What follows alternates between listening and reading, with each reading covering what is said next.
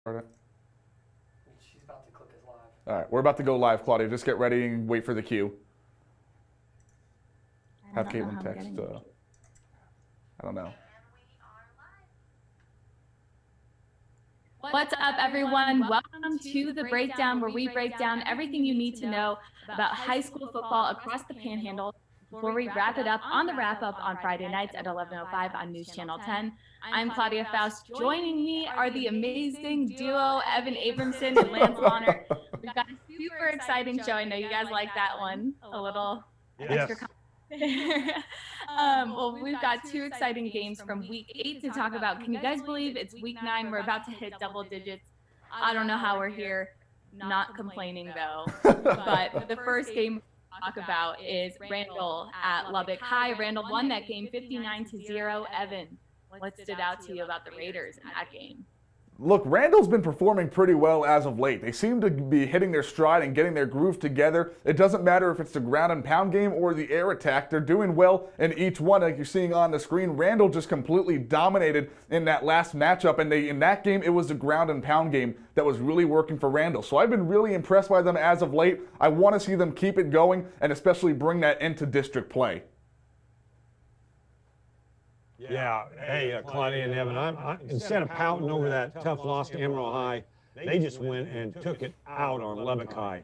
Raiders were up 28-0 at the end of the first quarter. They finished with 509 yards of offense, 336 of that on the ground.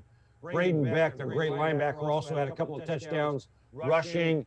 And don't forget the Randall D. They only allowed Lubbock High 57 yards of offense. So what a showing heading into district for the Raiders. Another fun game to talk about, Bushland at River Road. Unfortunately, this game didn't go my way as far as the pick'em goes, and I chose River Road. I need to take some notes from you guys. You guys are doing a lot better than me in the pick'ems, but Bushland won that game 41-7. Lance, why don't you start with what you remember about that? Yeah, I was out there. So Bushland jumped out to a 20-0 lead. Josh Reynolds had those Falcons flying high. Obviously, River Road's ground game is the key to their success, with Lance Welps leading that, the greatest first name in all of Texas high school football. We know that one. But anyway, what happened was they weren't able to get first downs. Bushland lived on that field all day, and Coleman Janelle had a big-time game at quarterback, 13 of 18, 235 yards, 4 touchdowns, and he ran for one. So Bushland remained undefeated in district, and that's what it's all about. Look, I went with Brady's River Road Wildcats also, Claudia, so don't feel too bad about getting that pick. I'm wrong. Look, I thought River Road was going to keep it closer, but we forgot how elite Bushland is. I mean, they've kind of had a weird schedule, such a tough schedule, so it's kind of hidden the fact of how good they are this year, especially after taking that first game loss of the season. But look, as Lance said, it came down to River Road not being able to execute on the ground and pound game because of the fact that Bushland is so good on defense and the offense just also electric. So in the end, Bushland got that huge win over River Road, but look for River Road to try and get a big bounce back win as Bushland tries to keep the momentum going in week 9. Guys, I have a fun question for both of you. I know you guys are going to like this one. Lance, I'm going to have you answer first, but do you think Canadian has what it takes to win a state title? Ooh, of course I do. How can you not say no to the Canadian Wildcats? Hey, right now they're 6-1, as we all know. Their lone loss to Iowa Park. No shame in that game. Iowa Park's a very, very solid 4A. They had a tough loss to Graham last week, but that's still a really good 4A program. They're obviously 3-0 in district. So, and that was win number 41 in a row, guys. 41 in a row. If you can win 41 district games in a row, you can take that into the playoffs and win it all. One thing about Canadian that's underrated, head coach Chris Ketting and his staff, which includes Andy Cavalier at DC, have been together forever. If you're ever around those guys, you say, oh, I get it. I see why these kids play so hard for this group. So, hey, I'm all in for this. And look, they've scored 81 and 79 points the last 2 weeks. What more can they do to prove they aren't #1 in the state? Look, I completely agree with Lance. They are the team to beat.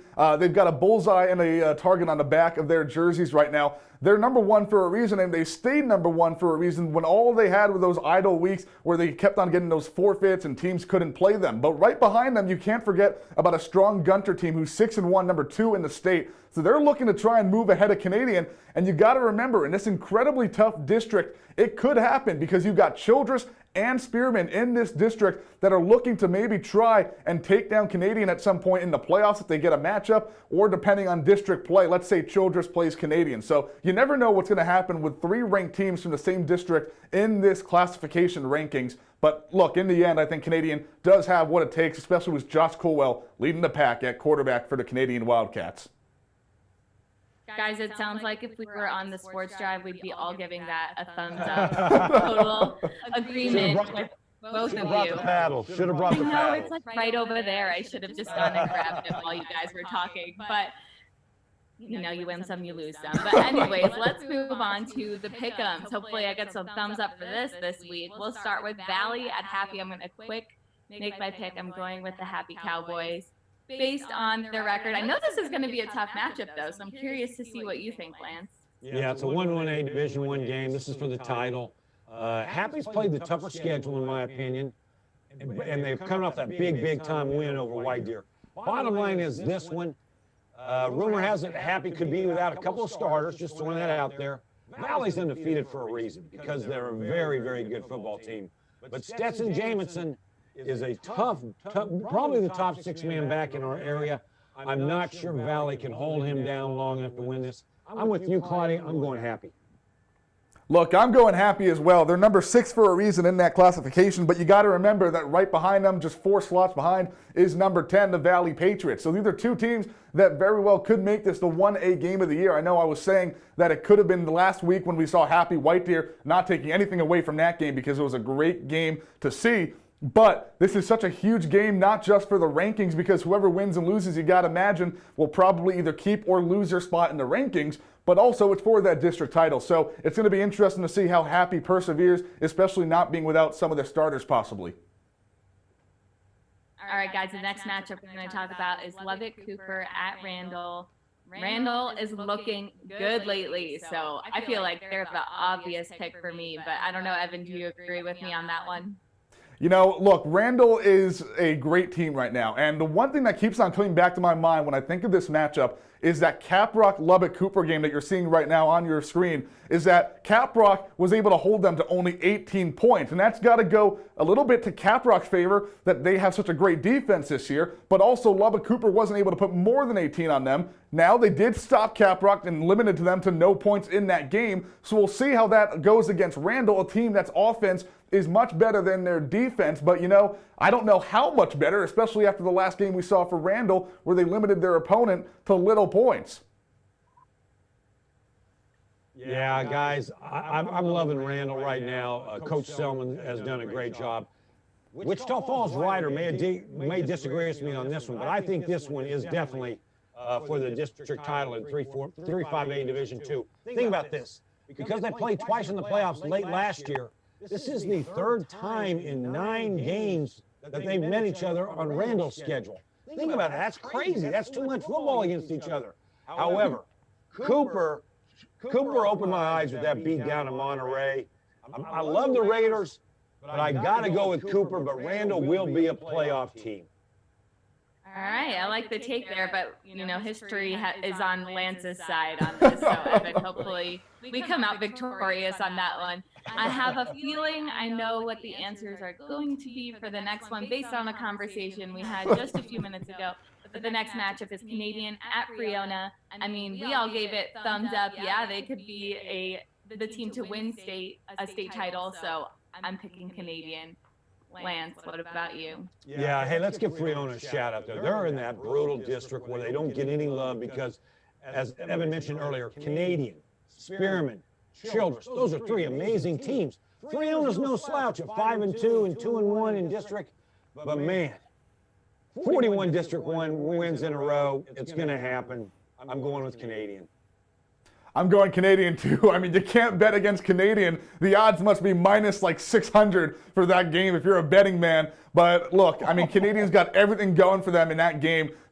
I don't see any way that Friona takes down this Canadian Wildcats team. Even if you have so many starters go down, the depth on this team, by the way, knock on wood, I hope for the health and safety of these players, but the depth on this team for Canadian is so unbelievably just superior to any other team that I've seen. I mean, it just doesn't matter what happens. Canadian will always be this top team and will take down Friona.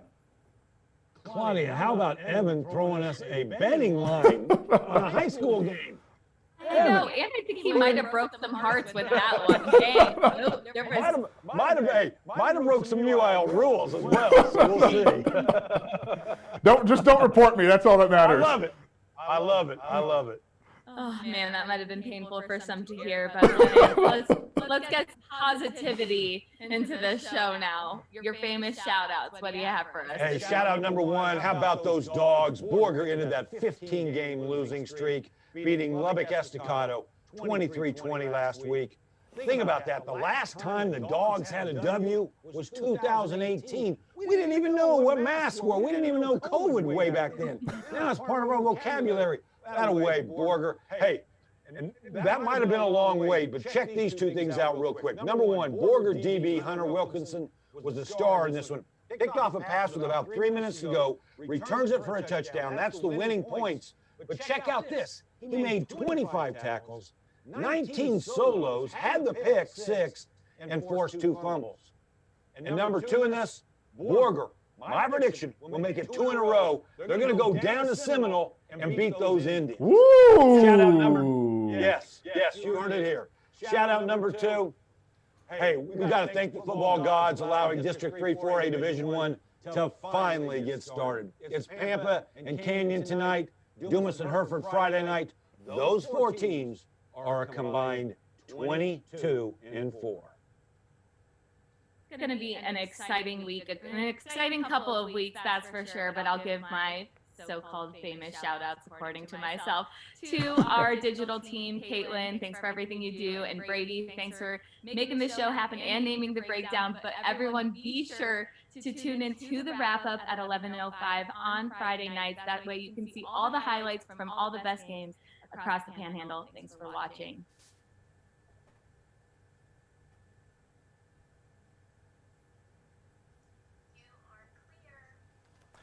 All right, we are clear, guys.